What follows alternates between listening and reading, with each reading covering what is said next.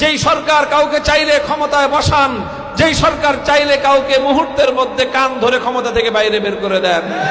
অনেক কাহিনী হয়ে অনেক কাহিনী ঘটার পর একটা শাসক গোষ্ঠী আসতেছে। আমাদের কথা একই, অভিন্ন। আগে যা কথা ছিল এখনো তাই কথা, আগামী দিনেও তাই কথা থাকবে। ভালো কাজ করবেন, সহযোগিতা পাবেন।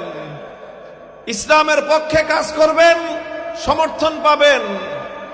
আল্লাহর কসম খেয়ে বলি, আল্লাহর কোরআনের বিরুদ্ধে, ইসলামের বিরুদ্ধে, মানুষের স্বার্থের বিরুদ্ধে কোন কার্যকলাপ যদি পরিচালিত হয়, আমাদের মুখ বন্ধ থাকবে না, আমাদের জবান বন্ধ থাকবে না।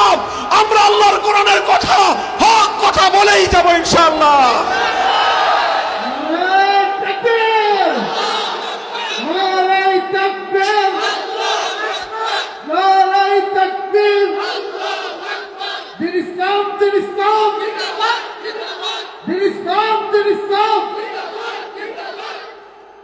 মুহতারাম হাজিরিন, এই জন্য আপনারা যারা আমাদেরকে লক্ষ্য করেন, আলেম হওয়াটা সহজ বিষয় না।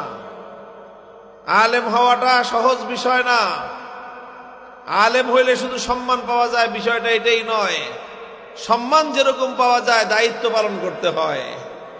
দায়িত্ব পালন যদি না করে, তাহলে এর জন্য দুনিয়াতে না হইলেও আখিরাতে আল্লাহর কাছে কাঠগড়ায় দাঁড়ায় জবাব দিতে হবে, পাই পাই হিসাব দিতে হবে। আল্লামা শামসুল হক ফরিদপুরি রহমতুল্লাহ আলাইহি, আমাদের দাদা ওস্তাদ শামসুল হক ফরিদপুরি, পাকিস্তান আমলে যখন general Ayub Khan field marshal, তিনি আল্লাহর কোরআনের বিরুদ্ধে একটা আইন পাশ করলেন।